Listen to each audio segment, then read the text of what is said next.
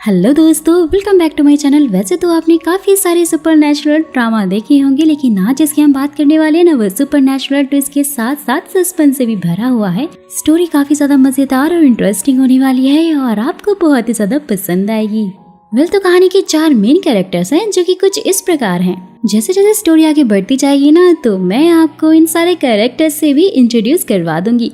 कहानी की शुरुआत लो फेई फेई से होती है, जो कि एक इंटर्न डॉक्टर है और बेचारी 20 घंटे काम करके बहुत ज्यादा थक चुकी होती है, सो रही होती है। अचानक से नर्स उसके पास आकर बोलती है कि आपके लिए एक पेशेंट आया है। हॉस्पिटल में फिलहाल कोई डॉक्टर नहीं था और इसलिए लुओ को ना चाहते हुए भी जाना पड़ जाता है। बहुत ज्यादा अंधेरा होता है, काफी डर लग रहा होता है और अचानक से उसके ऊपर एक हाथ आता है। खुद को प्रोटेक्ट करने के चक्कर में लुओ तो उसे धड़ाम से नीचे गिरा देती है, लेकिन तभी देखती है कि ये तो कोई और नहीं बल्कि जिया चैन था, जो कि एक बहुत ही बड़ा सिंगर है और 5 साल से इस इंडस्ट्री में काम कर रहा है और लुओ भी उसकी काफी बड़ी वाली फैन होती है। तो वो फटाक से सच सवर के सीधा उसे मिलने के लिए पहुंच जाती है, यानी कि उससे अटेंड करने के लिए। लेकिन स्टाइल मारने के चक्कर में बेचारी की चॉपसी हो जाती है, धड़ाम से गिर जाती है और जिया चैन उसे अपना वही वाला हाथ देकर उठाता है जिसमें उसकी चोट लगी थी, जिससे उसे काफी दर्द होने लग जाता है।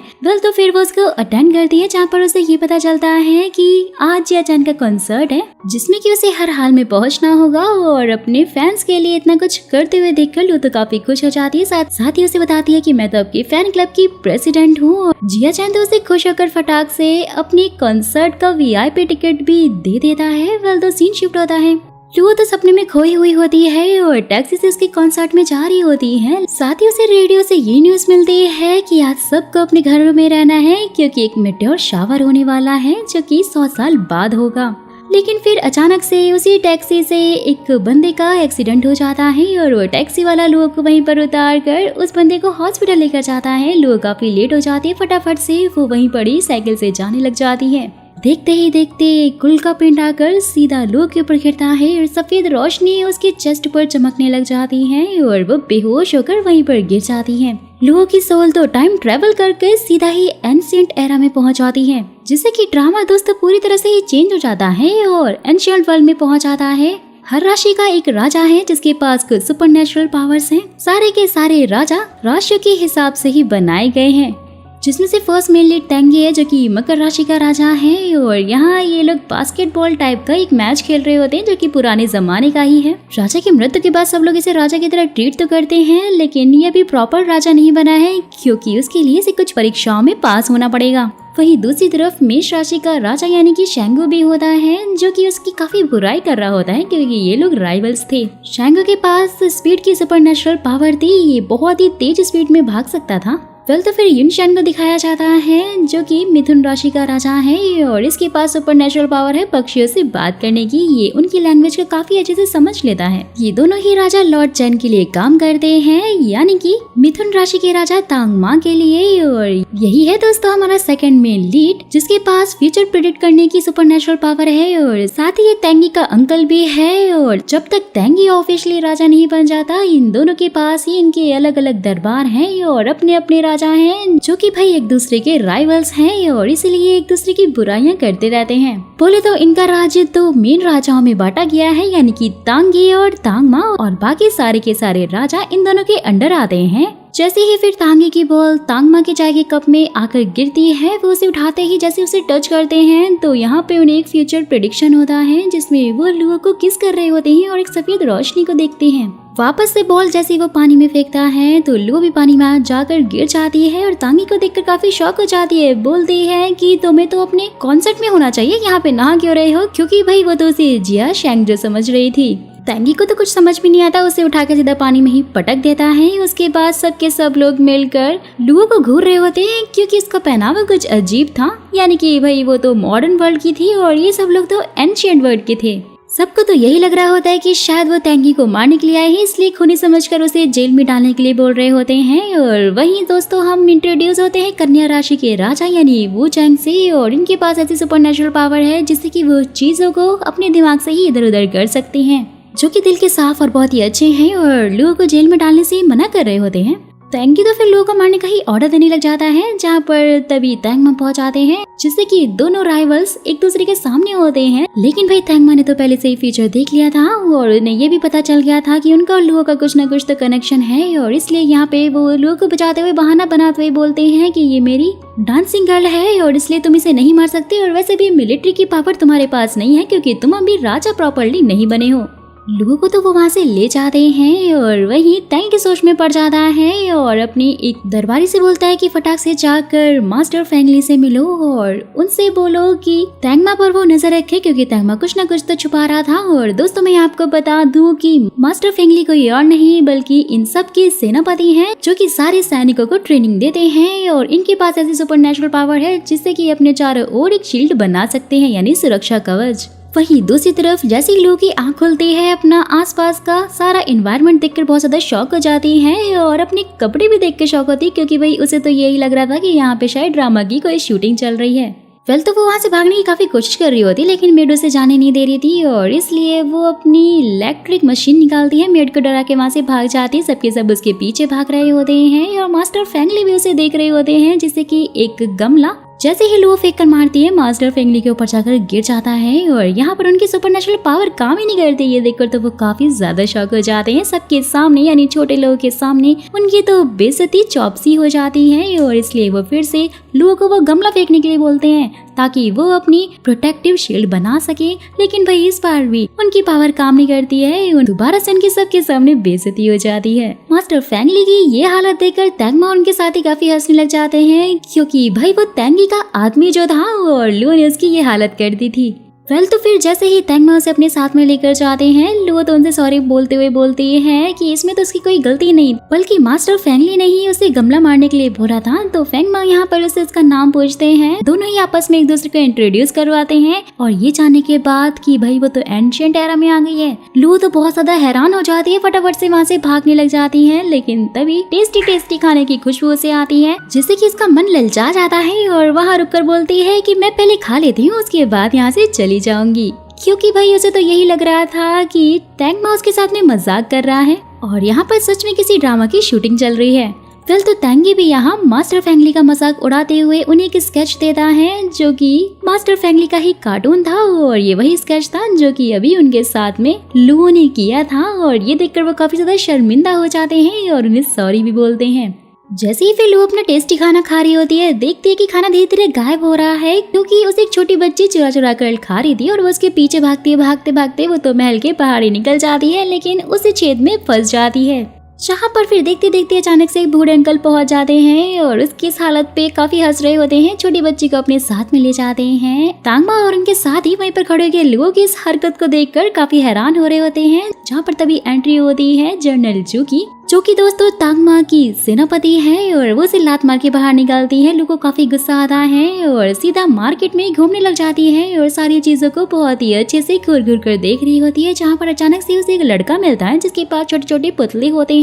साथ ही वो उसे बता रहा होता है कि उनके यहाँ पर एक बहुत ही फेमस फेस्टिवल है आज, और जो भी लड़की स्टैचू अपने मनपसंद लड़के को देगी वो लड़का हमेशा के लिए उसका हो जाएगा। लोगों को तो ये सारी बातें फालतू लगती हैं और वहाँ से मना करके चली जाती है। वहीं दूसरी तरफ तांगी की ग्रैंड माँ यानरान से बात कर रही होती हैं और वो चाहती हैं कि तांगी और यानरान की शादी जल्द से जल्द हो जाए। और दोस्तों मैं आपको बता दूं कि यानरान के पास ये सुपरनेचुरल पावर है कि वो कभी भी कहीं भी गायब होके जा सकती है। वैसे तो यानरान भी अपने राज्य की राजकुमारी है और साथ ही ग्रैंड माँ की फ्रेंड की पोती है, लेकिन भाई यानरान को तो तांगी बिल्कुल भी पसंद नहीं था, क्योंकि उसके चेहरे पे कभी स्माइल ही नहीं होती थी, बहुत ही खड़ूस टाइप का था और इसीलिए वो उसे लाइक नहीं करती थी। और वाइस वर्सा यहाँ पर तांगी को भी यानरान इतनी कुछ खास पसंद नहीं थी, वो तो बस अपनी फैमिली की वजह से ही एक दूसरे के साथ थे। वेल तो यहाँ पर इनका फेस्टिवल स्टार्ट होता है। सारी लड़कियां अपने मनपसंद के लड़कों को स्टैचू दे रही होती हैं और यहीं पे एंट्री होती है तांग की दोस्तों, जो कि तांगी का छोटा भाई है, काफी स्मार्ट और हैंडसम भी है, जहाँ पर उसे एक मोटी सी लड़की स्टैचू देती है और वो उसे ले भी लेता है, क्योंकि यहाँ पर इसे याद ही नहीं होता है कि आज वही वाला फेस्टिवल है। जैसे ही फिर वो मोटी लड़की और बाकी की सारी लड़कियां वहाँ पर पहुंचकर उसे बोलते हैं कि तुमने तो सबके स्टैचू ले लिए, अब तुम ये बताओ कि आखिरकार तुम हम में से किससे शादी करना चाहते हो। तैंग तैंग तो शौक हो जाता है और उसे अचानक से याद आ जाता है कि आज इनका स्पेशल फेस्टिवल है और फटाफट से वहाँ से उड़ता है, जोरों से चिल्लाता है, सारे स्टैचू फेंक कर वहाँ से भाग जाता है। और दोस्तों मैं आपको बता दूं, तैंग तैंग के पास ये पावर है कि वो अपने बहुत सारे शैडो क्रिएट कर सकता है, यानी कि अपने बहुत सारे रिफ्लेक्शन बना सकता है। और वही हम देखते हैं वो चैन को, जिसने की लोगों के ऊपर नजर रखी हुई थी और वो भी तैंगी के कहने पर। और यहाँ लुओ तो फटाक से उसे चकमा देकर भाग जाती है और वहीं जनरल चू भी लुओ का पीछा करते करते वहाँ पे पहुँच जाती है, क्योंकि उसे तैंग माँ ने जो भेजा था लुओ का ध्यान रखने के लिए। वो चैन तो यहाँ पे जनरल चू को देखते ही उन पे लट्टू हो जाता है और ये पता चलता है कि भाई इन दोनों का भी कुछ ना कुछ सीन तो जरूर है। वो चैन तो जनरल चू से बहुत ज्यादा फ्लर्ट करता है, लेकिन जनरल चू जिनके पास सुपरनैचुरल पावर है कुंफू की और इसमें ये मास्टर है, वो चैन को बिल्कुल भी भाव नहीं देती है और उसे दूर रहने के लिए बोलती है। तैंग तैंग भी यहाँ पर उन लड़कियों से अपनी जान बचाते हुए, अपनी रिफ्लेक्शन क्रिएट करते हुए जाकर भाग रहा होता है। लुओ भी यहाँ पर छुपी हुई होती है और सीधा तैंग तैंग भी उधर पहुंच जाता है। दोनों एक दूसरे को देखकर डर जाते हैं, लेकिन जब इन्हें ये पता चलता है कि दोनों ही अपनी अपनी जान बचा रहे हैं, दोनों में अच्छी खासी दोस्ती हो जाती है। और लुओ को ये बोलते कि फटाफट से अपने कपड़े उतारो। तैंग तैंग काफी शौक होते ही बोलता है कि अरे अरे, जैसा लड़का तो मुझे समझ रही हूँ, मैं वैसा बिल्कुल ही नहीं हूँ। तो फिर जैसे ही लोग वहाँ से भागने लग जाते हैं तो वो चैन और जनरल जो दोनों ही इसके पीछे भागते हैं, लेकिन दोस्तों यहाँ पर तो ये पता चलता है कि ये तो तैंग तैंग है, जिसने कि लुओ के कपड़े पहने हुए होते हैं। जैसे ही लुओ वहाँ से भागकर एक होटल में रूम लेने के लिए जाती है तो वहाँ का ओनर उसे घूर घूर कर देख रहा होता है, क्योंकि उसने लड़कों वाले कपड़े पहने थे और इसीलिए उसे शक होता है कि शायद ये चोर है और अपनी आदमी को उसका पीछा करने के लिए बोलता है और उसे रूम भी नहीं देता वहाँ पर। जनरल चोर वो जन जैसे ही लुओ को ढूंढते ढूंढते वहाँ पर पहुँचते हैं ना, तो लुओ उससे पहले ही दो लड़कों की हेल्प से सीधा पानी में जाकर कूद जाती है। जनरल चो फिर तैंग माँ को जाकर बोलती है कि वो लुओ को नहीं पकड़ पाई। यहाँ पर तैंग माँ भी पहले से जानता था कि घूम फिर कर कुछ भी हो लुओ तो उसके पास ही आएगी। वहीं दूसरी तरफ लुओ तो बस हर हाल में जैसे तैसे करके तैंगी के महल में घुसना चाहती थी, क्योंकि वो तो उसे जीचन जो समझ रही थी कि एक बार वो उससे मिलकर उसकी याददाश्त को वापस ले आएगी और जिसके बाद ही ये दोनों यहाँ से मिलकर अपनी दुनिया में जा सकते हैं। लेकिन भाई वो तो जानती नहीं थी कि वो तो सीधा एंशिएंट वर्ल्ड में पहुंच चुकी है। तो जैसे तैसे करके वो उसके महल में घुस जाती है। तैंगी भी उसे देखकर समझ रहा होता है कि शायद ये इसका छोटा भाई तैंग तैंग है और लुओ वहीं पर छुप रही होती है, जहाँ पर तभी तैंग तैंग भी पहुंच जाता है और उसे बोलता है कि आज तो उसकी जान बाल बाल बची और एक लड़की ने उसकी काफी हेल्प की। सैनिकों से बोलकर तांगी तो सीधा उसे जेल में पड़वाने के लिए बोल देता है, क्योंकि उसे लग रहा था कि लुओ फिर से उसे मारने की कोशिश कर रही है। लेकिन तैंग तैंग उसे रोकता है, बट वो की बात नहीं सुनता और साथ ही बोलता है कि लड़की तुम्हारे भाई को मारने के लिए आई है, जहाँ पर बेचारा तैंग तैंग भी कुछ नहीं कर पाता। तो यहाँ पर उसकी याददाश्त याद दिलाने के लिए अपनी पागल लुओ तो उसके लिए गाना भी गाने लग जाती है, जो कि 21 सेंचुरी यानी कि मॉडल वर्ल्ड के जीचान का था। लेकिन वो तो ये जानते नहीं थे कि भाई ये तो एंशिएंट एरा है। तो उसके बाद सारे सिपाही उसे वहाँ से ले जाते हैं। जेल में पहुंचते ही एक आदमी उन सारे सैनिकों पर अजीब तरह से हमला करने लग जाता है, जहाँ पर लुओ फटाक से अपनी इलेक्ट्रिक मशीन निकालकर सबको सीधा करंट देने लग जाती है और सब वहीं पर गिर जाते हैं। उनमें से एक सैनिक उठकर बोलता है कि तुम ऑफ्यूकस के लोगों को काफी अच्छे से संभाल सकती हो। अब दोस्तों ये ऑफ्यूकस कौन है ये तो खैर हमें स्टोरी में आगे पता चल ही जाएगा। वहीं दूसरी तरफ जैसे ही तांगमा को ये पता चलता है कि तांगी ने लुओ को जेल में बंद कर दिया है, वो जल्दी उसे मारने वाला है, फटाफट से वहां से अपने आदमियों के साथ सीधा ही तांगी के महल में पहुंच जाता है। वो लोग उसे रोकते हैं, लेकिन वो तो गुस्से में होता है, मानता ही नहीं है और तांगी के साथ में उसकी बहस शुरू हो जाती है। और तांगी के ये बोलते कि वो लड़कियां मुझे मारने आई थी। तांगा उसे बोलता है कि लेकिन अभी तक तो तुम ऑफिशियल राजा ही नहीं बनी, तो फिर वो तुम्हें क्यों मारने आएगी? वो यहाँ पर पक्का गलती से ही पहुंच गई होगी और वैसे भी वो मेरी डांस गर्ल है, इसलिए उसे छोड़ दो। साथ ही तुम्हारे पास अभी मिलिट्री पावर भी नहीं है और इसलिए तुम लुओ को क्या किसी भी इंसान को नहीं मार सकते हो। तैंगमा के ये बोलते कि मैंने तुम्हारे पापा को प्रॉमिस किया था कि मिलिट्री का सारा ध्यान मैं रखूंगा। तैंगी भी फिर जोश जोश में बोलने लग जाता है कि अब ये पावर मुझे चाहिए, तो आप ये बताइए कि मुझे इसके लिए क्या करना पड़ेगा। तांगमा फिर उसके सामने 2 शर्तें रखता है, जिसमें पहले में उसे 10,000 लोगों के सिग्नेचर चाहिए होंगे कि वो उसे राजा बनाना चाहते हैं, और दूसरा उसे 4 राष्ट्रों के राजाओं के साथ में युद्ध करना पड़ेगा और उसे जीतना पड़ेगा। उसके बाद ही उसका राज्याभिषेक होगा और उसे राजा बना दिया जाएगा। तांगमा के वहां से जाते ही फिर तैंग तैंग अपने भाई यानी तैंगी को ये आइडिया देने लग जाता है कि लुओ को ऑफिशियली छोड़ने से पहले ही वो आज रात उसे वहाँ से भगा देगा, जिससे कि वो तैंगमा के पास ना जा पाए, क्योंकि तैंग मा उसे कल लेने के लिए जो आने वाला था। लुओ भी वहीं जेल में सारे सैनिकों का इलाज कर रही होती है क्योंकि वो एक डॉक्टर जो ठहरी सबको वहाँ पर समझा रही होती है कि उन्हें अपना ध्यान रखना चाहिए, स्किन का ख्याल रखना चाहिए, अपने बालों का ख्याल रखना चाहिए। ये सब बातें बोल रही होती है जहाँ पर तभी टैंक तक पहुंच जाता है और लोग वहाँ से लेकर जाने लग जाता है और सारे के सारे सैनिक तो ऐसे रिएक्ट कर रहे होते हैं जैसे कि उन्होंने टैंक को देखा ही नहीं है, क्योंकि दोस्तों ये सारा उन सैनिकों का प्लान पहले से ही था और वो भी टैंक ने उनके साथ में मिलकर बनाया था।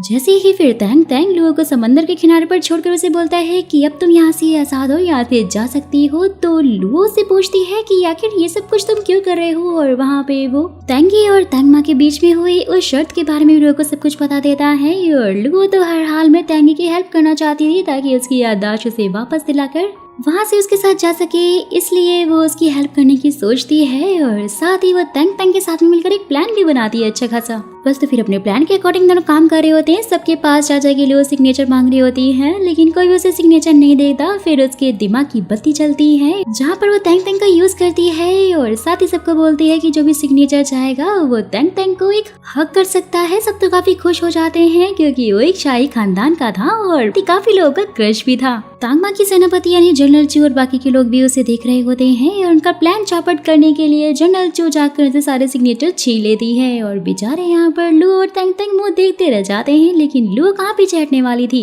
वेल तो फिर न्यू गेम स्टार्ट होता है। सारे गांव वाले अपने अपने नाम का स्टिकर अपनी पीठ पर लगाते हैं और जो भी इंसान सबसे ज्यादा स्टिकर कलेक्ट करेगा उसे एक रिवॉर्ड मिलने वाला था। इसलिए यहाँ पे तो भाई पूरे गांव में भगदड़ मचाती है क्योंकि इनको इनाम जो चाहिए था। और यहाँ पर लुओ का प्लान सक्सेसफुल हो जाता है क्योंकि बहुत सारे लोग उसके पास बहुत सारे नामों के सिग्नेचर जो लेकर आ रहे थे। जैसे ही वो लोग वहाँ से जा रहे होते हैं रास्ते में उन्हें यूशन मिल जाता है और लुओ साइन लेकर वहाँ से भाग जाती है। ताई और यूशन के बीच में बस झगड़ा होने वाला होता है कि तभी टैंगमा वहाँ पर पहुंचकर उन्हें उनकी बच्चों वाली हरकतों के ऊपर डांटने लग जाता है।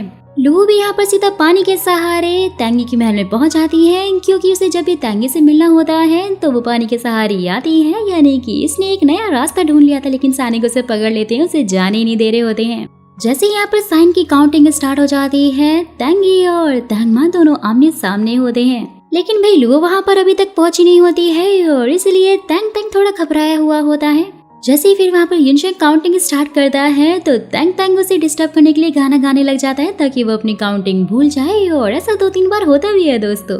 बस तो फिर उनके सेकंड टास्क के बारे में बताते हुए तांगमा उन्हें बता रहा होता है कि उसमें उसे 4 राशियों के राजाओं के साथ फाइट करनी होगी जिसमें से 2 जीतेंगे और फिर उन दोनों की टीम बनाई जाएगी और जो भी टीम जीतेगी वही ऑफिशियली राजा बनेगा और राज्य पे राज्य करेगा। जैसे फिर काउंटिंग कंप्लीट होती है तो दरबारी उन्हें बताता है कि 521 साइन कम है और इसलिए उन लोगों का तो मुंह लटक जाता है। उससे पहले ही वहाँ पे लुओ पहुंच जाती है और भागते हुए आगे साइंस के ऊपर धड़ाम से गिर जाती है, जिससे कि भी सारे साइन फैल जाते हैं और एक साइन उनका सीधा का सीधा सिगड़ी में पहुंच जाता है और जल जाता है। लुओ फिर वहाँ पर अपना साइन करके टैंगमा को पकड़ाने लग जाती है। साथ ही बोलती है मैं भी तो इस राज्य का एक हिस्सा हूँ और इसलिए मेरा साइन भी माना जाएगा। और ना चाहते हुए भी टैंगमा को उसका साइन लेना पड़ जाता है क्योंकि यहाँ पर टैंगी ने भी उसे बोल दिया था कि ये आपकी डांस गर्ल है और इसलिए इसका सिग्नेचर भी माना जाना चाहिए। वेल तो ये लोग यहाँ पर ये शर्त जीत चुके थे और इसलिए टैंगी अपने छोटे भाई टैंग को थैंक्स बोल रहा होता है। लेकिन जैसे ही फिर टैंग उसे बताता है कि सारा का सारा प्लान लुओ का था और उसने आपकी बहुत ज्यादा हेल्प की और इसलिए आपको उसको थैंक्स बोलना चाहिए। यहाँ पर टैंगी भी थोड़ा शॉक हो जाता है। जैसे ही फिर टैंगी लुओ को मिलने के लिए जाता है देखता है कि लुओ तो काफी ज्यादा थक चुकी थी और टैंगी के रूम में ही सो गई थी, लेकिन काफी ज्यादा अजीब तरीके से सो रही होती है। टैंगी उसे सही करके सुनाने की कोशिश करता है लेकिन वो तो सीधा ही उसे उठकर किस कर लेती है और वापस से सो जाती है। टैंगी तो काफी ज्यादा शॉक हो जाता है। थोड़ी देर बाद वो जैसे उसे उठाने के लिए जाता है लुओ तो उसे बोलती है कि आखिर तुम मेरे रूम में क्या कर रहे हो। जिया जान मैंने तो अभी तक मुंह भी नहीं धोया। और यहाँ पे टैंगी उसे उठाते हुए कहता है कि जानते भी हो कि हम लोग के बीच में कल क्या हुआ था। लेकिन उन दोनों के बीच में बहस होने लग जाती है और काफी अजीब तरह से फाइट कर रहे होते हैं, जैसा कि आप देख ही सकते हो दोस्तों। दोनों के बीच में एक रोमांटिक सीन क्रिएट होने ही वाला होता है कि तभी टैंग वहाँ पर पहुंच जाता है। साथ ही अपनी आंखें बंद करते हुए कहता है कि अरे यहाँ पर चल क्या रहा है। वेल तो फिर टैंग उसे दूर हटता है और बोलता है कि तुमने मेरे छोटे भाई टैंग की बहुत ज्यादा मदद की है और इसलिए मांगो तुम क्या मांगना चाहती हो। तो यहाँ लुओ पहले थोड़ा सोचती है, उसके बाद बोलती मैं तुम्हारे साथ नहाना चाहती हूँ, वो भी सेम उसी पूल में जहाँ पहली बार मिले थे। ये सब को सुनते ही तांगी और तांगतुन तो काफी शॉक हो जाते हैं। वेल तो वही दोबारा सीन क्रिएट किया जाता है और यहाँ पर लुओ ये सोच रही होती है कि जैसे वो फर्स्ट टाइम उससे मिली थी, शायद अगर ऐसा सीन दोबारा क्रिएट हो तो वो अपने दुनिया में वापस जा सकती है। पानी के अंदर वो धीरे धीरे तांगी के क्लोज आने लग जाती है और साथ ही उसके कंधों पर हाथ रखकर वो अपनी दुनिया में जाने की कोशिश कर रही होती, लेकिन ऐसा कुछ भी नहीं होता। जैसे ही वो उसका हाथ देखती है तो उसमें चोट भी नहीं होती और यहाँ पे लोगों को समझ में आ जाता है कि वो जिया चैन नहीं बल्कि तांगी ही है और इसलिए गुस्सा होकर वहाँ पे उसे काफी उल्टा सीधा बोलकर वहाँ से चली जाती है। तांगी तो बेचारा सोच में पड़ जाता है कि आखिर इस लड़के को हुआ क्या है और उसे तो कुछ भी समझ में नहीं आ रहा था। गुस्से में लुओ महल से निकल तो आती है, लेकिन बेचारी बहुत भूखी होती है, साथ ही उसके पास कोई जॉब नहीं होती और इसलिए वो उसी रेस्टोरेंट के ओनर के पास जाती है, लेकिन वो भी उसे कोई काम या फिर कोई रूम नहीं देता। जिसके बाद लुओ फिर एक शॉप के अंदर जाती है जहाँ पर कढ़ाई बुनाई का काम होता है। वो सोचती है कि यहाँ पर थोड़ा काम करके वो थोड़े बहुत पैसे कमाकर अपना पेट पाल लेगी, लेकिन उससे तो बिल्कुल भी काम नहीं हो रहा होता है और जहाँ की ओनर फिर अपनी 5 साल की बच्ची को बुलाकर उससे वही सेम काम करने को बोलती है और उसने काफी अच्छे से कढ़ाई की होती है और वो लेडी उसे बोलने लग जाती कि तुमसे अच्छी तो मेरी 5 साल की बेटी से बना लेती है, यानी कि तुम किसी काम की नहीं हो। ये बोलते ही उसे वहाँ से निकाल दिया जाता है। वेल तो फिर किस्मत की मारी लुओ यहाँ वहाँ भटक रही होती है, जहाँ पर उसे एक लेडी देख लेती है और उसे एक अजीब सी जगह पर ले आती है जहाँ पर बहुत सारी लड़कियाँ डांस वांस करके गाना बना के पैसे कमाती थी। यानी कि दोस्तों ये एक तरह का बार था। लुओ को लेके जाके वो लोग सुंदर से कपड़े पहना के ले आते हैं। लुओ वहाँ से भागने की कोशिश करती है सब कुछ जाने के बाद, लेकिन वो उसे जाने ही नहीं दे रहे थे और साथ ही वो लेडी तो उसे चाय सर्व करने के लिए बोलती है। लुओ उसे स्टाइल में चाय सर्व करने की कोशिश करती है, लेकिन उससे ये भी नहीं होता। गुस्से में आके वो लेडी उसे वही चाय पिलाने लग जाती है। इसका टेस्ट इतना ज्यादा गंदा था, लुओ तो उसके मुंह पर ही थूक देती है और उसी टाइम पर उनका एक क्लाइंट आकर सारी लड़कियों पे चिल्ला रहा होता है, सिंगर्स को कुछ न कुछ बोल रहा होता है। साथ ही बोलता है कि किसी ऐसी लड़की को भेजो जो बहुत ज्यादा सुंदर हो और मुझे रिझा सके। वेल तो वो लोग फिर वहाँ पे लुओ को भेज देते हैं। बंदे को देखकर तो लोगों को यही लगता है कि ये हम सबको परेशान कर रहा है और इसलिए शायद इसे मारना होगा। पहले तो उनके उसके ऊपर चिल्लाती है और उसके बाद 4-5 चांटे लगा देती है। लुओ का इतना अनोखा अंदाज और गुस्सा देखकर वो तो उससे काफी इम्प्रेस हो जाता है और उसे उठाकर सीधा रूम में ले जाता है। उसके साथ जबरदस्ती करने की कोशिश करता है, लेकिन लुओ यहाँ काम मानने वाली थी। जबरदस्त तरीके से उससे फाइट करती है और साथ ही अपनी इलेक्ट्रिक मशीन से उसे झटका देती है। बेचारे की हालत खराब हो जाती है। ये सब कुछ देखकर वो लेडी तो उसे वहाँ से निकाल देती है, क्योंकि लुओ के चक्कर में उनका एक कस्टमर जो खराब हो गया था। लुओ तो फिर से सड़कों पर भटकने लग जाती है, जहाँ पर वो देखती है कि एक भिखारी अपनी डॉगी के साथ में बैठा हुआ होता है और वहाँ से वो उनका ही खाना उठाकर खाने लग जाती है और डॉगी भी उसे घूर घूर कर देख रहा होता है, यानी कि अब ये तो कुत्तों का भी खाना खाने लग गई।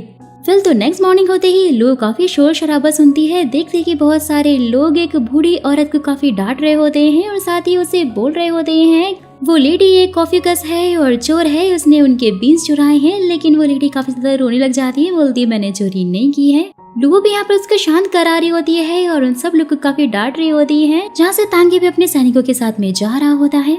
गुस्से में आकर उनमें से एक आदमी वो बीन्स और डब्बा उछाल देता है, जिससे कि लुओ का भी बैलेंस बिगड़ जाता है और वो गिरने वाली होती है। सब लोग साइड हो जाते हैं, कोई भी उसे नहीं पकड़ रहा था और सीधा जाकर तांगी के पास में गिरती है और तांगी भी उसे नहीं पकड़ता। ये देखकर तो लुओ को काफी ज्यादा गुस्सा आता है और उसे बोलती है कि गिरते हुए जब तुमने मुझे देख लिया था तो तुमने मुझे पकड़ा क्यों नहीं। 2-4 पंच वो उसके हाथ में मारती है, लेकिन यहाँ पर तो तांगी को कोई भी फर्क नहीं पड़ता और तो उल्टा ही उसे डांटने लग जाता है और अपने सैनिकों को उसे पकड़ के जेल में डालने के लिए बोलता है। वो भागते भागते वहाँ से जाती है कि तभी दांगमा भी वहाँ पर पहुँच जाता है और बोलता है कि खबरदार जो मेरे गल को छूने की किसी ने हिम्मत की हो। यहाँ तो भाई लोगों के मन में लड्डू फूटने लग जाते हैं, क्योंकि ड्रामा की मेन लीड वाली फीलिंग जो से आ रही होती है। तो फिर दांगमा और तांगी के बीच में ये फैसला होता है कि जो भी युद्ध जीतेगा लुओ उसके साथ में जाएगी और कोई उसे परेशान नहीं करेगा। तो फिर दोनों ही अपने अपने यहाँ से अपने अपने आदमियों को भेजते हैं और यहाँ पर दोस्तों हमें लग रहा होता है कि काफी गजब की फाइट होगी, लेकिन फिर ये पता चलता है दोनों ने अपनी आंखें क्लोज कर ली थी और ये दोनों तो अपने माइंड में ही लड़ने लग जाते हैं, क्योंकि इनके पास माइंड में लड़ने की पावर जो थी। जैसे ही फिर दांगी अपने यहाँ के एक मोटू राजा से पूछता है कि तुम्हें क्या लगता है कि इनमें से कौन जीतने वाला है, वो अपनी सुपरनेचुरल पावर का यूज करता है। लेकिन दोस्तों हम यहाँ पर देखते हैं कि लुओ के चेस्ट पे एक व्हाइट कलर की लाइट जलने लग जाती है और यहाँ पर उसकी पावर काम नहीं करती और इसलिए जिससे कि वो दांगी से झूठ बोल देता है कि राजा जी आप फिक्र मत कीजिए, जीत हमारी ही होगी। लेकिन भाई फिर यहाँ पर ये पता चलता है कि तांगी का आदमी हार गया है, यानी कि जीत तो तांगमा की हुई है और इसलिए लुओ काफी खुश हो जाती है। वहाँ से तांगमा के साथ जा रही होती है और तांगी को चिढ़ाने लगती है।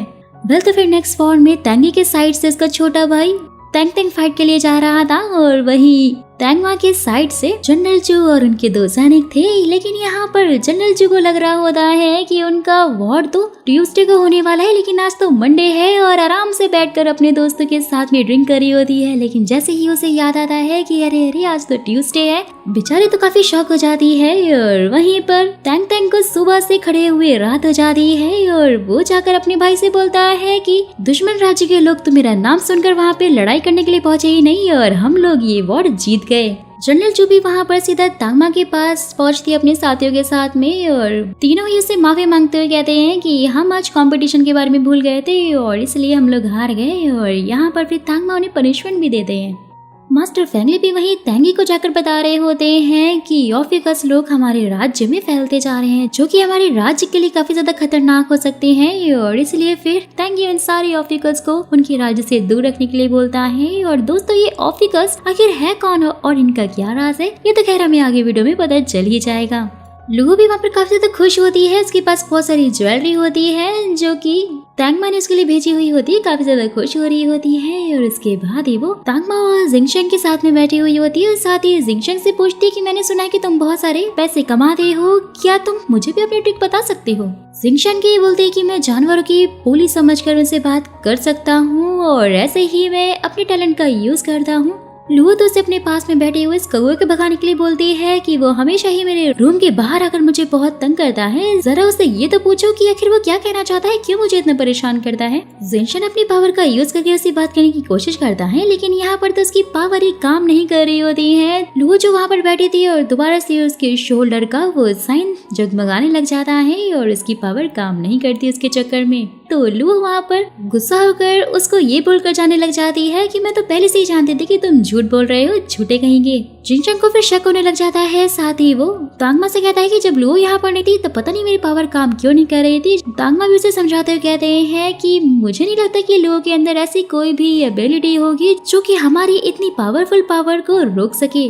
फिर तो जैसे ही फिर लुओ अपना खाना खा रही होती है, दोबारा से वो लड़कियों से मिल जाती है, उसके पीछे भागते हुए वो उसके पीछे जाती है महल से निकलने के लिए। वो लड़की तो उसी होल से निकल के भाग जाती है, लेकिन लुओ को याद आ जाता है कि वो दोबारा इसमें ना फंस जाए और इसीलिए वो तो दीवार से कूदकर जैसे ही भाग रही होती है, वो नोल्ड मैन के सर के ऊपर अपना पैर रख देती है और वहीं पर कूद जाती है।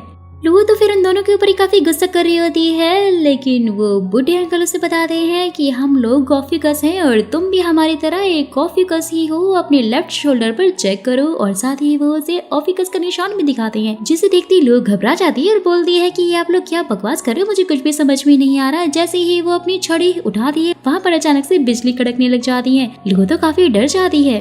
बूढ़ा आदमी तो उस बच्ची को वहाँ से लेकर जाने लग जाता है और बोलता है कि एक दिन इन्हें सच को पता लग ही जाएगा। और वहीं लुओ भी घबराती हुई सोचने लग जाती है कि आखिरकार इन्हें मेरे शोल्डर के निशान के बारे में कैसे मालूम चला, कि शायद इन्होंने मुझे शावर लेते हुए तो नहीं देख लिया।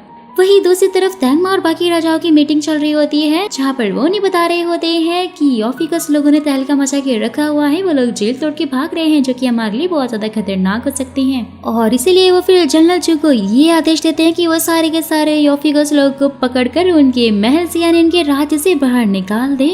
लुओ ने भी सब कुछ बाहर खड़े होकर सुन लिया होता है और जैसे ही जनरल चू वहाँ से जाती है तो वो उनसे पूछते कि वो लोग कहाँ जा रहे हैं। और यहाँ पर कैसे उसे ये पता चलता है कि ऑफिकस लोग गरीब होने के साथ साथ काफी ज्यादा खतरनाक भी हैं, जो कि हम जैसे लोगों को मारकर उनकी सारी शक्तियाँ ले लेते हैं और उसका दुरुपयोग करते हैं। डरती हुई फिर लुओ तो सोचने लग जाती है कि अगर इन लोगों को ये पता चल गया कि मैं भी एक ऑफिकस हूँ तो फिर ये लोग तो मुझे भी यहाँ से बाहर निकाल देंगे।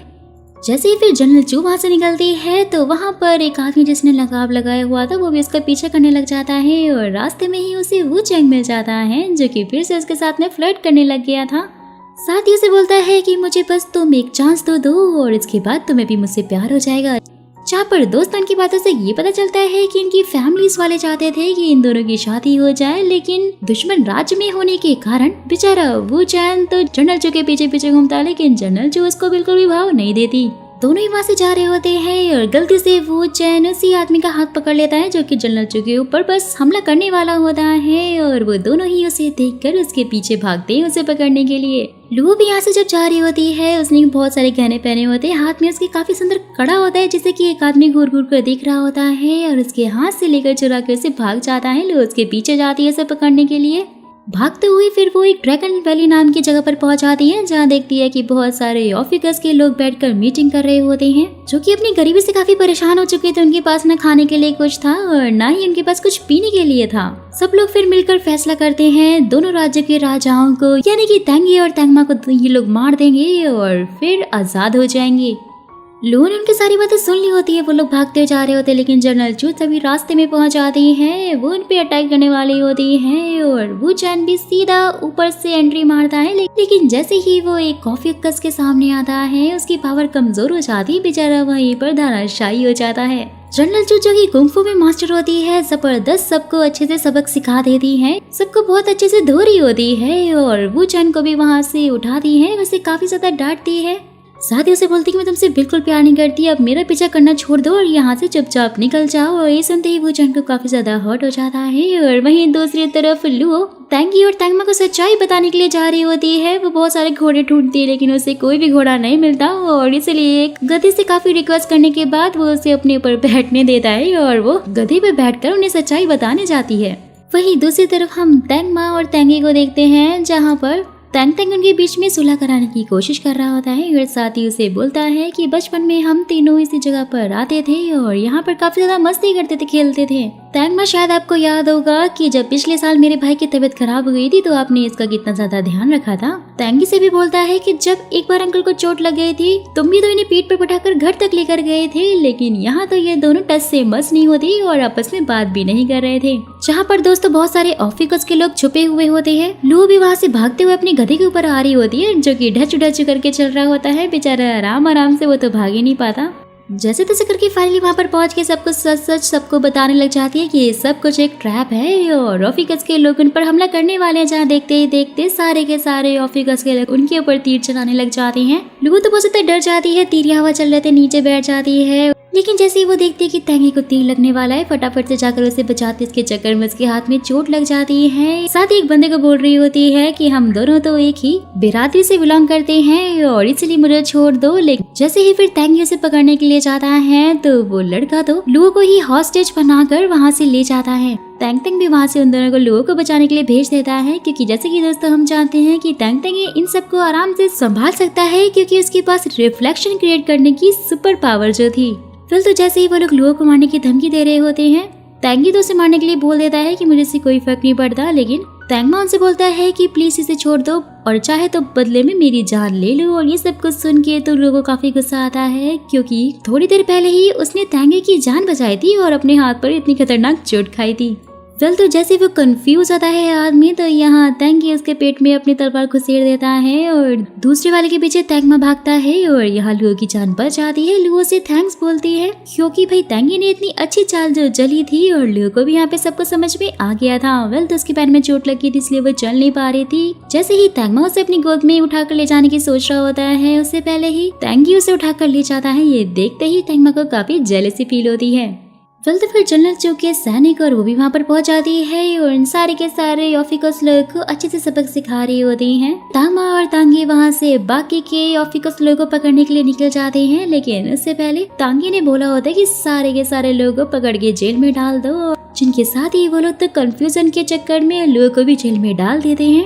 साथ ही वहाँ पर ये अनाउंसमेंट भी होती है कि बाकी सारे साइनों में से वाटर, अर्थ और फायर साइन जीत गए हैं, यानी कि अब जो फाइनल बैटल होगा वो होगा तेंगमा और तेंगी के बीच में। वेल तो वहीं जैसे ही तेंगमा को पता चलता है कि लोगों को जेल में डाल दिया गया है वो फटाफट से तेंगी से मिलने के लिए जाता है, उससे पूछता है सब क्या हो रहा है, लेकिन यहाँ पर तेंगी बोलता है कि मुझे खुद पता नहीं था। वो भी काफी शॉक होता है। वेल तो फिर तेंगमा सीधा लुओ के पास जेल से निकालने के लिए उसे ये सोचकर पहुंच रहा होता है कि बेचारी पता नहीं जेल में कैसे रह रही होगी। लेकिन दोस्तों यहाँ पर देखते हैं कि लुओ तो काफी मस्त तरीके से जेल के सैनिकों के साथ में खेल रही होती है और वहाँ पर काफी चीटिंग भी कर रही थी। जिंगशियन और तेंगमा ने भी उसे चीटिंग करते हुए देख लिया था, वो तो उसे देखते ही हंसने लग जाते हैं। लेकिन यहाँ पर लुओ ने चुप रहने का इशारा कर दिया है जो कि कुछ ज्यादा ही क्यूट लग रही थी। लुओ को ये पूछते ही कि क्या आप लोग मुझे यहाँ से बाहर निकालने के लिए आए हैं। जिशन उसे बोलता है कि और क्या, नहीं तो क्या हम तुम्हारे साथ यहाँ पर ताश के पत्ते खेलने के लिए आएंगे, और वो भी जिसमें तुम चीटिंग कर रही हो। लुओ तो वहाँ से खुशी खुशी जाती है। बाकी के सैनिक भी उसे खुश होकर बोल रहे होते हैं कि दोबारा खेलने के लिए जरूर आना, और लुओ बोलती है हाँ ठीक है, हम लोग बाहर जरूर खेलेंगे। तो फिर नेक्स्ट सीन में जब तांगमा और तेंगी चेस खेल रहे होते हैं तो यहाँ पर तांगमा से लुओ को अपने पास रखने के लिए तेंगी बोलने लग जाता है कि उसने मेरी जान बचाई है, तो इसलिए मुझे लगता है कि अब उसे मेरे महल में रहना चाहिए। लेकिन दोस्तों जैसा कि हम जानते ही हैं कि तांगमा को लुओ के लिए फीलिंग्स थी, और इसलिए वो उसे अपने पास से जाने नहीं देना चाहते थे। बहुत सारे बहाने बनाने लग जाते कि वो एक लम्सी लड़की है और यहाँ वहाँ सामान फैलाती रहती है। लेकिन तेंगी भी बोलता है कि मैं सब कुछ संभाल लूंगा, आप फिक्र मत करे। और फिर ना चाहते हुए भी तांगमा को तेंगी की बात माननी पड़ जाती है और वो उसके लिए राजी हो गए थे। जैसे ही फिर ये बात लुओ को तेंगमा से मालूम पड़ती है, वो तो बिल्कुल भी खुश नहीं होती है, क्योंकि वो इसकी तेंगी के साथ में तो बिल्कुल भी बनती नहीं थी और अब उसे यहाँ पर रहना पड़ेगा। उसके बाद वो सोचती है कि उसे जाकर अब उस बुढ़े बाबा से जरूर मिलना चाहिए कि आगे वो क्या करे। तो उनसे मिलने के बाद जैसे ही वो उसका साइन देखते हैं बहुत ज्यादा शौक हो जाते हैं, अपने घुटनों पर बैठकर उसे सलामी देने लग जाते हैं और साथ ही बोलते हैं आप हम सब ऑफिकस लोगों की रानी हो। लुओ को ये बोलते हैं कि जैसा आप समझ रहे वैसा नहीं है, और मैं तो यहाँ तक कि आप सब लोगों से भी बहुत ज्यादा वीक हूँ, मेरे सारे काम हमेशा से ही उल्टे होते आए हैं। गुस्सा होकर वो तो वहाँ से सीधा चली जाती है। वहीं दूसरी तरफ यानरान तांगमा को नहाते हुए चुपके से देख रही होती है, और जैसे कि दोस्त हम जानते हैं यानरान के पास में इनविजिबल होने की पावर थी, लेकिन जैसे ही लुओ वहाँ पर पहुँचती है ना तो वो तो विजिबल हो जाती है, और ये देखकर काफी ज्यादा शॉक हो जाती है कि लुओ उसे देख सकती है। तो फिर शोर सुनकर जैसे ही तांगमा बाहर आते हैं यानरान तो भाग जाती है और बेचारी लुओ वहीं पर पकड़ी जाती है। तांगमा को समझाने की काफी कोशिश करती है कि वो उसे नहाते हुए नहीं देख रही थी, बल्कि उसे तो कोई और लड़की देख रही थी। लेकिन तांगमा को लग रहा था कि शायद वो झूठ बोल रही है, और वो जैसे ही जा रहा होता है लुओ उसके शोल्डर पे हाथ रखती है और ये होता है। लुओ तो फिर वहाँ से 9 तो 11 हो जाती है। तांग भी यहाँ पर अपने भाई यानी तेंगी को लड़कियों को इम्प्रेस करने के तरीके बता रहा होता है, क्योंकि जैसा कि हम जानते हैं कि उसका भाई कितना ज्यादा सीधा है और वो तो लड़कियों से ज्यादा बात भी नहीं करता। तांग काफी अजीब अजीब सी हरकतें करने लग जाता है, जिसे देखकर तेंगी को भी काफी अजीब लगता है। लेकिन जब तेंगी को समझ नहीं आ रहा होता है कि आखिर वो करना क्या चाहता है, तो वो कुछ बुक्स वहीं पर रखकर वहाँ से 9 तो 11 हो जाता है, जिसमें दोस्तों लड़कियों को इम्प्रेस करने की कुछ तरीके लिखे हुए थे। लुओ भी अब तेंगी के महल में शिफ्ट हो चुकी थी, और वहाँ पर बिली नाम की एक लेडी उसे सर्वेंट के रूम में भेज देती है, जहाँ का बेड देखकर लुओ को बिल्कुल भी अच्छा नहीं लगता, क्योंकि इससे पहले तो वो मखमली बेड पे जो सोया करती थी। वो चंद भी यहाँ तेंगी के बदले हुए बिहेवियर को देखकर काफी ज्यादा शॉक होता है, और साथ ही उसे बोलता है कि शायद आपको लुओ काफी पसंद आने लग गई है। लेकिन तेंगी तो उसे बोलता है जैसे तुम समझ रहे हो वैसा कुछ भी नहीं है। साथ ही वो उसे अपनी और जनरल चू के बारे में बताते हुए बोलता है कि उनका भी रिलेशन एकदम टॉम एंड जेरी की तरह है, लेकिन वो जनरल चू को बहुत ज्यादा लाइक करता है और हमेशा ही उसे ऐसे प्यार करता रहेगा। नेक्स्ट मॉर्निंग होते ही बिली सारे सर्वेंट के साथ साथ में लुओ को भी काम करने के लिए भेज देती है, और यहाँ वो उससे काफी सारा काम करवा रही होती है, और बाकी सर्वेंट को छुट्टी पर भेज देती है और उनको बोलती है कि तुम लोग जाकर एंजॉय करो और थोड़ा रेस्ट कर लो। जिसकी इन सारी हरकतों से साफ पता चल रहा था दोस्तों कि यहाँ कुछ तो माजरा जरूर है, और वो क्या है वो तो खैर हमें स्टोरी में आगे पता चल ही जाएगा कि आखिरकार बिली लुओ के साथ इतना रूड बिहेव क्यों करती है। तो सबकी बातें सुन सुनकर तेंगी को भी लगने लग गया था शायद वो लुओ को सच में लाइक करने लग गया है, और इसलिए वो उससे मिलने के लिए वहाँ जाता है जहाँ पर वो रह रही होती है। लेकिन भाई लुओ तो यहाँ पर अपने ही जोन में होती है। बिली और उसके सर्वेंट दोस्तों पे उसे काफी गुस्सा आ रहा होता है। फटाफट से ये सोचते हुए वहाँ पर सूख रहे कपड़ों पे उनके पानी फेंकती है कि मैं तो इनसे बदला लेकर रहूंगी। लेकिन ये क्या, सारा का सारा गंदा पानी तो तेंगी के ऊपर गिर जाता है और उसकी ये हालत हो जाती है, जिसके चक्कर में इन दोनों की यहाँ पर बहस स्टार्ट हो जाती है। लेकिन उसी टाइम पे ऑफिकस की एक लड़की आकर तेंगी के ऊपर तीर चलाने लग जाती है, यानी वो उसे मारने की कोशिश कर रही थी। लेकिन लुओ यहाँ पर तेंगी को बचाने में पूरी तरह से कामयाब हो जाती है, और वो उसे कुछ इस तरह से बचा रही होती है दोस्तों, जो कि काफी ज्यादा इंटरेस्टिंग लग रहा था देखने में। लेकिन उसके बाद भी तेंगी को थोड़ी चोट लगी थी। मास्टर फेंगली भी मौके पर आकर उस ऑफिकस लड़की को पकड़ लेते हैं, और बिली भी अपने सारे सर्वेंट दोस्तों के साथ वहाँ पर पहुँच आती है और तेंगी से माफी मांगती हुए कहती है कि मैं आपकी चोट पर मरहम लगा देती हूँ। लेकिन तेंगी तो लुओ से मरहम लगवाना चाहता था, और इसलिए लुओ बिली को चढ़ाते हुए सीधा रूम के अंदर जाकर तेंगी को मरहम लगाने लग जाती है। तांगमा भी यहाँ लुओ को बहुत ज्यादा मिस कर रहे होते हैं और ये बात शिनचैन को समझ में आ जाती है और साथ ही वो उसको बोलता है कि लुओ तो मुझे बाकी लड़कियों की तरह ही लगती है, मैं आपके लिए उससे भी अच्छी लड़की ढूंढ कर लेकर आऊंगा। लेकिन तांगमा तो यार उसके ऊपर गुस्सा करने लग जाते हैं और बोलते हैं कि फिलहाल तुम्हें कुछ भी करने की जरूरत नहीं है, मैं ठीक हूँ। वहीं दूसरी तरफ यानरान की सर्वेंट भी उसे बोल रही होती है कि तेंगी को चोट लगी है और इसलिए आपको एक बार जाकर एटलीस्ट उससे मिल लेना चाहिए क्योंकि आप लोग की शादी होने वाली है। लेकिन यानरान का तो बिल्कुल भी मन नहीं होता और ना चाहते हुए भी उसे जाना पड़ जाता है। जैसे ही वो वहाँ पर पहुँचती है तो लुओ उसे देख लेती है, छुपते छुपाते हुए निकलने की कोशिश करती है, लेकिन लुओ उसे कहाँ ही जाने देने वाली थी। भागते हुए यानरान को लुओ पकड़ लेती है और फाइनली उससे पूछती है कि आखिर तुम कौन हो और उस दिन वहाँ पे दांगमा को नहाते हुए क्यों दिख रही थी और यहाँ पे क्या करने आई हो। जहाँ पर यानरान फाइनली उसे सारी सच्चाई बताते हुए कहती है कि दांगे की दादी और मेरी दादी चाहती हैं कि हम दोनों की शादी हो जाए, लेकिन मैं तो तांगे को बिल्कुल पसंद नहीं करती हूँ, बल्कि मुझे तो तांगमा बहुत ही अच्छे लगते हैं, लेकिन फैमिली की वजह से मैं कुछ भी नहीं कर सकती। सब कुछ सुनने के बाद लुओ उसकी हेल्प करने के लिए फटाफट से रेडी हो जाती है। यानरान भी काफी खुश होती है और उसे बोलती है कि भगवान से मेरी यही प्रेयर रहेगी कि तांगी भी तुम्हें जल्द से जल्द मिल जाए। लुओ तो यहाँ पर काफी ज्यादा करने लग जाती है, बोलती है कि मुझे तांगी बिल्कुल भी पसंद नहीं है, लेकिन यानरान जानती थी कि इनके बीच में कुछ न कुछ तो जरूर है। लुओ भी शर्माने लग जाती है। जैसे ही फिर लुओ अपने रूम में जाकर बैठकर कुछ सोच रही होती है, अचानक से यानरान वहाँ पर इनविजिबल होकर आ जाती है। लुओ तो काफी ज्यादा डर गई थी, जहाँ पर इनकी काफी अच्छी गहरी दोस्ती हो जाती है और वो उसे पूरा विलेज घुमाने के लिए बोलती है। जैसे ही फिर वो लोग जंगल पहुंचते हैं तो दोस्तों यहाँ पर पता चलता है ये सब तो यानरान और तेंग का प्लान था कि वो लुओ और तेंगी को आपस में मिलवा दे और इसलिए वो तो दोनों को ही एक गड्ढे में छोड़कर वहाँ से भाग जाते हैं। और यहाँ पर तेंगी को तो लग रहा होता है कि ये सारा लुओ का प्लान है और वो तो उसके ऊपर काफी गुस्सा करने लग जाता है, लेकिन लुओ तो समझाते हुए कहती है कि वो यहाँ पर सिर्फ यानरान के कहने पर ही आई हुई है। दोनों को यहाँ पर सुबह से शाम हो जाती है। लुओ तो काफी अजीब अजीब से सपने देखकर बहुत ही ज्यादा खुश हुए जा रही थी, लेकिन जैसे उसका सपना टूटता है तो फिर उसे ये पता चलता है कि तांगी तो उससे काफी ज्यादा गुस्सा है।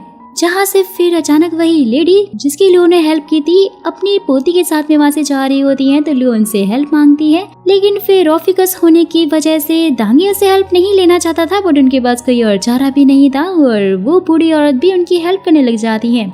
बल तो दोनों जैसे तैसे करके वहाँ से बाहर निकलते हैं। दादी के पास काफी सामान होने की वजह से वो चल नहीं पा रही थी, तो लुओ उसे उठा लेती है, लेकिन इसी चक्कर में उसका एक कीरिंग वहीं पर गिर जाता है जिसे दांगी ने उठा लिया था। लुओ के पैर में मोच आ जाती, वो चल नहीं पा रही थी, फिर इसलिए तांगी उसे अपनी पीठ पे बैठाकर लेकर जाता है और वो दोनों देखते ही देखते ऑफिकस लोगों की बस्ती में पहुंच जाते हैं, जहाँ पर वो लेडी अपनी पोती के साथ में रहती थी। वेल तो वहाँ का सारा माहौल देखकर लुओ को उनके लिए काफी दुख हो रहा होता है कि ये लोग कितने ज्यादा गरीब हैं। तांगी को तो वहाँ जाने का बिल्कुल मन नहीं होता है, लेकिन उसके पास कोई और ऑप्शन ही नहीं होता है। लुओ उसे घसीट घसीट कर अंदर ले ही जाती है, जिससे कि वो लोग फिर नॉफिगस लोगों के साथ में रहते हैं और देखते हैं कि आखिर ये लोग अपना जीवन बसर किस तरह से कर रहे हैं। साथ में इनकी काफी ज्यादा मस्ती मजाक भी करने लग जाते हैं। वेल तो वो लोग जैसे ही वहाँ से निकलकर सबको बाय बोलकर अपने महल में आते हैं, तो यहाँ पर तेंगी को नींद ही नहीं आ रही होती है। तेंग भी यहाँ पर ये नोटिस कर लेता है और उसे छेड़ते हुए बोलता है कि लगता है कि भाई आपको सच में लुओ से प्यार हो गया है।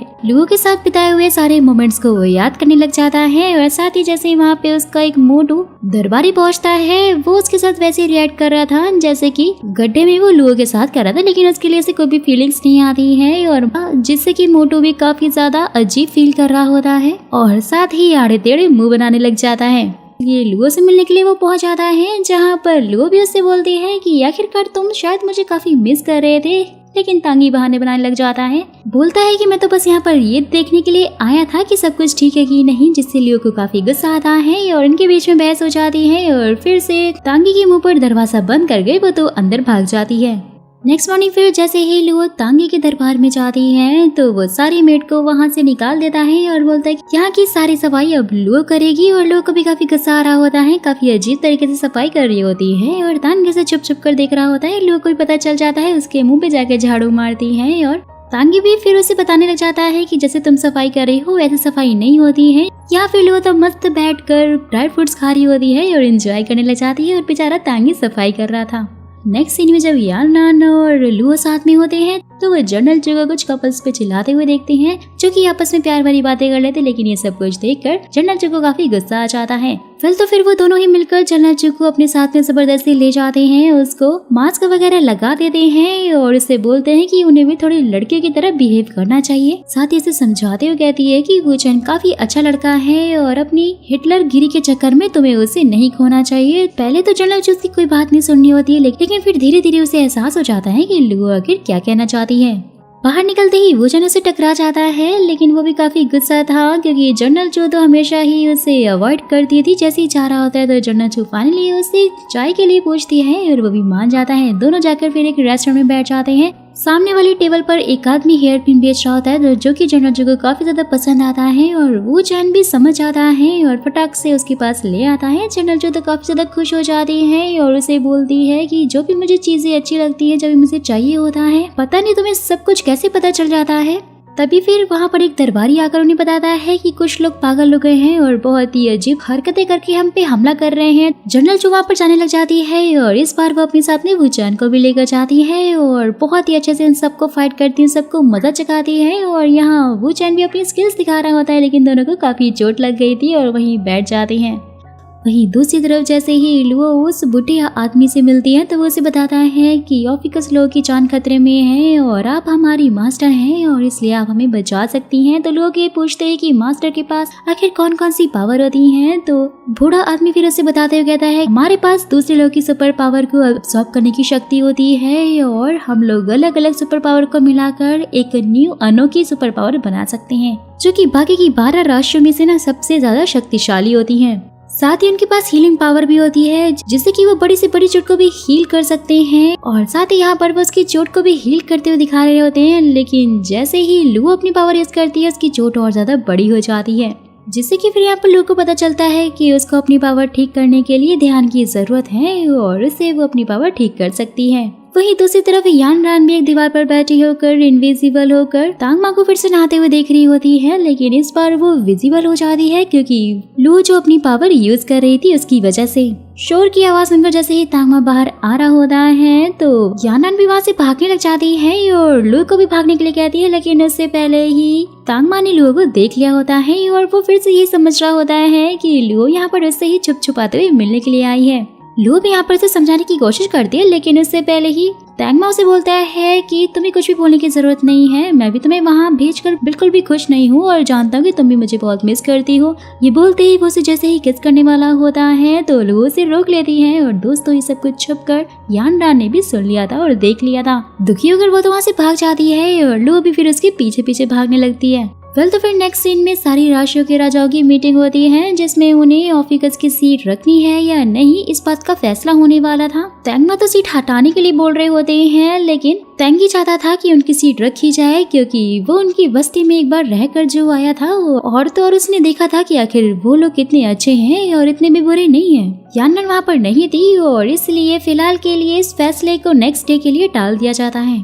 तांगी जब अपने रूम में होता है तो बिली वहाँ पर आकर उसे बैक हग करने लग जाती है, जिसे देखते ही तांगी को काफी गुस्सा आता है और वहाँ से उसे निकल जाने के लिए बोलता है। जिससे कि गाइस यहाँ पर हमें ये पता चलता है कि बिली तांगी को बहुत ज्यादा लाइक करती है, लेकिन तांगी उसे बिल्कुल भी लाइक नहीं करता और इसलिए बिली लू से बहुत ज्यादा जल्दी है क्योंकि तांगी को लू जो पसंद थी। जैसे ही फिर लू वहाँ पर आ रही होती है उसे देखते ही बिली तो सीधा ही तांगी के गले से लग जाती है उसे जलाने के लिए और लू भी यहाँ पर मिसअंडरस्टैंड करके दुखी होकर वहाँ से वापस चली जाती है। धक्का देते ही तांगी उसे डांटने लग जाता है और यहाँ वो उसे सॉरी बोलती है और तांगी भी उसे वार्न करता है कि अगर दोबारा उसने ऐसा किया तो वो उसे दोबारा माफ नहीं करेगा। वहीं दूसरी तरफ जैसे सबको मालूम चलता है कि यान रान तो कहीं मिल नहीं रही है, शायद वो कहीं गुम हो गई है, वो सब लोग मिलके उसे जंगल में ढूंढने के लिए जाते हैं और दो लोगों की टीम बनाने लग जाते हैं। लास्ट में फिर लू, तांग मा और तांगी बचते हैं और इसलिए इन तीनों को साथ में ही जाना पड़ जाता है। यान रान तो यहाँ बेचारी अपने रूम में बैठकर रो रही होती, बहुत सारा खाना खा रही होती क्योंकि उसका आज दिल जो टूट गया था। यूशन और शेंगी भी साथ में होते हैं। जैसे कि दोस्त हमें पता है कि यूशन की सुपर पावर स्पीड है और वो अपनी स्पीड में भाग रहा होता है और बेचारा शेंगी तो उसके पीछे पीछे धीरे धीरे जा रहा होता है। जहाँ पर फिर अचानक से 2 नकाब पहने हुए लोग आते हैं और फैंगली को उठाकर वहाँ से ले जाते हैं और जैसे ही यूशन देखता है कि फैंगली उसके पीछे नहीं आ रहा है तो वो शॉक हो जाता है। वहीं दूसरी तरफ वुचन और जनरल चो भी साथ में मिलकर यानरान को ढूंढ रहे होते हैं, लेकिन यहाँ पर तो इनका कुछ और ही सीन होने लग जाता है, काफी रोमांटिक हो जाते हैं और वुचन फाइनली जनरल चो को यहाँ पे अपना लव कन्फेस करने लग जाता है और दोनों के बीच में पहली बार किस होती है। युनचन भी यहाँ पर एक बंदे को मारकर उसके कपड़े पहन लेता है और उनके ग्रुप में शामिल हो जाता है। जो लोग फैमिली को लेकर जा रहे थे उनके साथ साथ में जाने लग जाता है। वो जानना चाहता था कि आखिरकार ये माजरा क्या है। तो फिर रात से सुबह हो जाती है और ये लोग यानरान को ढूंढ रहे होते हैं। यानरान इन लोग को मिलती नहीं है और यहाँ पर तेंगी और तेंगमा पे तो आपस में ही बहस हो रही होती है। वो लोग यानरान के गायब होने का इल्जाम एक दूसरे के ऊपर लगा रहे होते हैं। तेंगमा की ये बोलते हैं कि यानरान से तुम्हारी शादी होने वाली है, तुम्हें इसका ध्यान रखना चाहिए था। तेंगी बोलता है कि हम दोनों ही एक दूसरे को पसंद नहीं करते हैं और इसलिए जल्द ही हम एक दूसरे को छोड़ देंगे। दोनों की बातें सुनकर लोगों तो काफी ज्यादा गुस्सा आने लग जाता है और वो तो उनके ऊपर चिल्लाने ही लग जाती है कि यानरान तुम दोनों के चक्कर में ही खोई है और हमें नहीं मिल रही।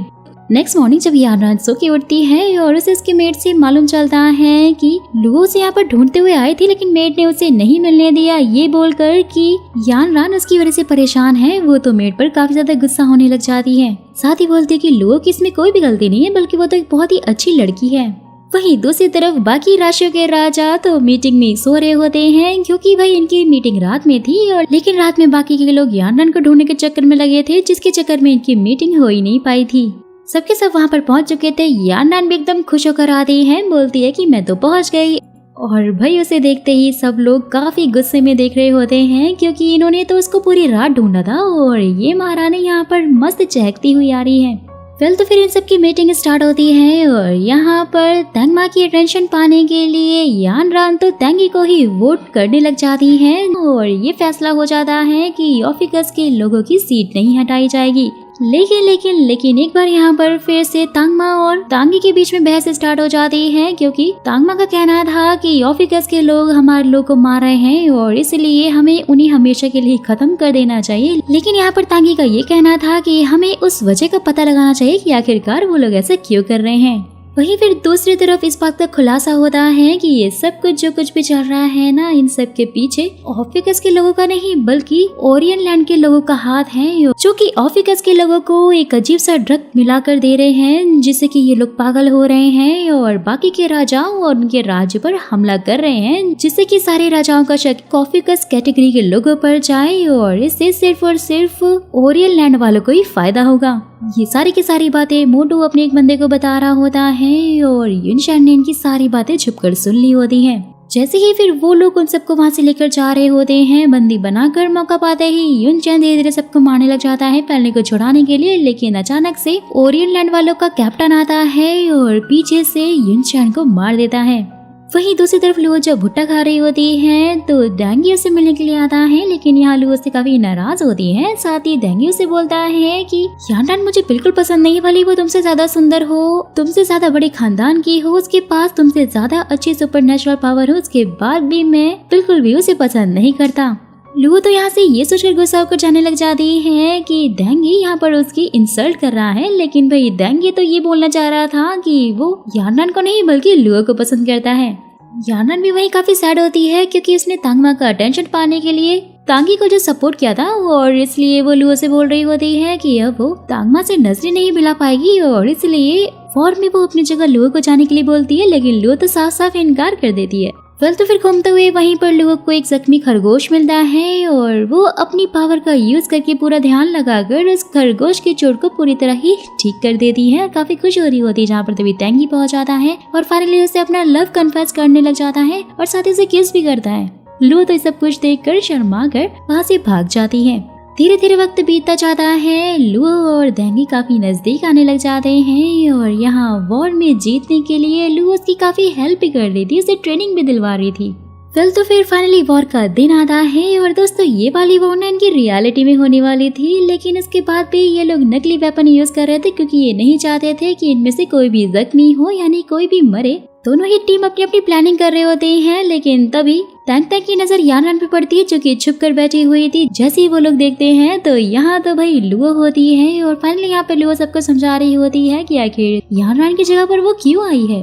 लेकिन मास्टर फैंग तो लुओ को देखकर काफी गुस्सा हो गए थे, क्योंकि जैसा कि हम जानते हैं कि इन दोनों की तो पहले से ही नहीं बनती है, लेकिन अभी इनके पास कोई और चारा ही नहीं था और सबको यहाँ लुओ की बात माननी पड़ जाती है, क्योंकि भाई याना ने उसे ऑलरेडी सब कुछ समझा कर भेजा था और सारे मैप के बारे में सब कुछ बता दिया था। तैंगी के बोलने पर सब फिर लुओ की बात सुनने लग जाते हैं। वेल तो फिर फाइनली दोनों टीमों की वॉर स्टार्ट होती है, जहाँ पर जनरल जो काफी अच्छे से इन सबको मजे चखा रही होती है और ये काफी फनी भी होता है। लोगों को तो यहाँ पर सबकी चिंता हो रही होती है, क्योंकि खोना हो वो तो एक डॉक्टर ही है और सोच रही होती है कि बस वहाँ पर किसी को चोट ना आ जाए, लेकिन तैंगी उसे जाने नहीं दे रहा था, क्योंकि वो जानता था कि लुओ से मुसीबत पैदा करती है, लेकिन वो उसे चकमा देकर वहाँ से निकल जाती है और बाकी सारे सैनिकों को जाकर इलाज करने लग जाती है। वहीं दूसरी तरफ फॉरेन लैंड के लोग भी उन लोग के बीच में घुस जाते हैं और तैंगमा के सैनिकों को मारकर उनके कपड़े पहनने लग जाते हैं और रियल वेपन का यूज करके सबको मार रहे होते हैं। और जैसे ही ये बात फिर तैंगमा और तैंगी को पता चलती है, यहाँ पे बहुत बड़ी मिसअंडरस्टैंडिंग हो जाती है और तैंगी को लगने लग जाता है कि तैंगमा ने उसे धोखा दिया है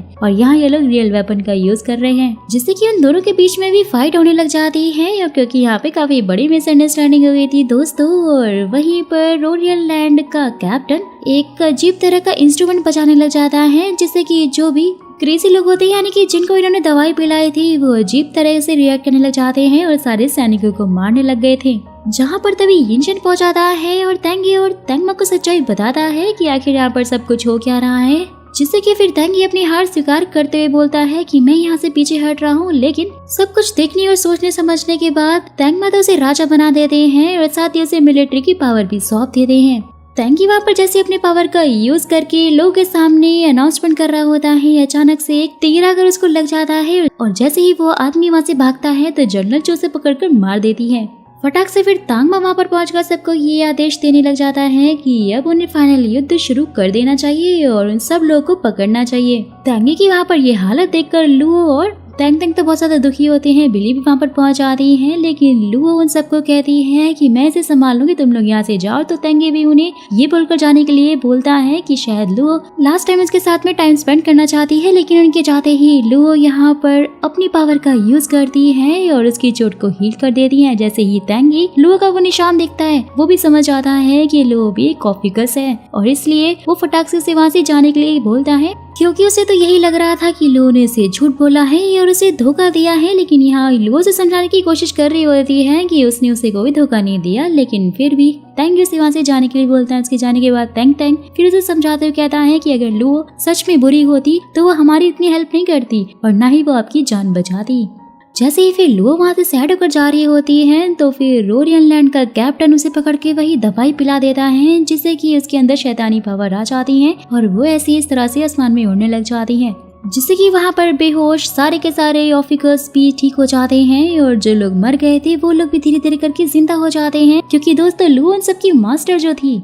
बाकी सारी राज्यों के राजा भी इस चक्कर में कमजोर होने लग जाते हैं और यिनचेन भी वहाँ पर पहुंच जाता है, यानी कि दोस्तों ये अभी तक जिंदा था और सबको बता देता है कि इन लोगों को ओरियन लैंड वालों ने दवाई पिलाई है जो कि बहुत ही ज्यादा खतरनाक है और साथ ही फैमिली भी उनके कब्जे में है। सब लोग भागते हुए वहाँ पर लुओ को देखने के लिए पहुँचते हैं और ये देखते ही सबके सब काफी ज्यादा शॉक हो जाते कि लुओ अब शैतान बन चुकी थी। सारे के सारे राज्य की जिम्मेदारी अब तैंगी के कंधों पे आ चुकी थी, क्योंकि तैंगी वहाँ का राजा था और इसलिए ना चाहते हुए भी उसे लुओ को मारना पड़ता है। लेकिन उससे पहले वो लुओ के साथ में बिताए हुए सारे खूबसूरत पलों को याद करता है और लुओ को मारने के बाद वो बहुत ज्यादा दुखी होकर रोने लग जाता है जोरों से, जिससे कि फिर सारे के सारे ऑफिसर्स लोग भी वीक होने लग जाते हैं और उनकी पावर कम हो जाती है। सीन शूट होता है, कुछ टाइम बाद दिखाया जाता है तैंगी अब पूरी तरह से राजा बन चुका था और राज्य गद्दी पर भी बैठ चुका था और साथ ही ये भी पता चलता है कि सारे के सारे ऑफिसर्स लोगों को दोबारा से जेल में डाल दिया गया है, लेकिन वो अभी तक ठीक नहीं हुए हैं और उस दवाई का असर अभी भी उनके ऊपर है, यानी कि वो लोग अभी भी मॉन्स्टर बने हुए हैं। लुओ को भी वहीं पर दिखाया जाता है, यानी कि दोस्तों लुओ भी अभी तक जिंदा है, लेकिन उसे जंजीरों से बांध कर रखा गया था क्योंकि उसके अंदर भी शैतानी ताकतें हैं, यानी कि वो भी अभी एक मॉन्स्टर ही है। सो गाइस, इसी के साथ हमारा सीजन 1 का यहीं पर दी एंड हो जाता है, लेकिन आगे की कहानी क्या होने वाली है लुओ जिसके अंदर बहुत सारी इविल पावर आ गई है, अब उसका आगे क्या होगा और वो इन सब के साथ में क्या करने वाली है। तेंगमा और तेंगी उसे मिलकर रोक पाएंगे या नहीं, तेंगी और लुओ के प्यार का आगे क्या होगा, ओरिएंटलैंड के लोग आगे क्या करने वाले हैं, उनके क्या क्या राज हैं और कैसे कैसे टर्न एंड ट्विस्ट आएंगे इस ड्रामा में, ये हमें पता चलेगा इसके सीजन 2 में। और अगर आप लोग चाहते हैं कि मैं इसका सीजन 2 भी एक्सप्लेन करूँ, फटाफट से मेरे कमेंट बॉक्स को सीजन 2 से भर दीजिए और मुझे लिखकर बताइए कि आपको इसका सीजन 2 भी चाहिए। लेकिन दोस्तों उससे पहले आपको इस वीडियो का लाइक एम पूरा करना पड़ेगा जो कि है 1000, और अगर ये 24 घंटे में कंप्लीट हो जाता है ना तो मैं इसका सीजन 2 भी फटाफट से ले आऊंगी। वीडियो अगर आपको थोड़ी सी भी पसंद आई हो तो फटाक से एक लाइक कर दीजिएगा और जाने से पहले चैनल को सब्सक्राइब कर दीजिएगा अगर अभी तक नहीं किया है तो, वरना नेक्स्ट पार्ट आपसे मिस हो जाएगा।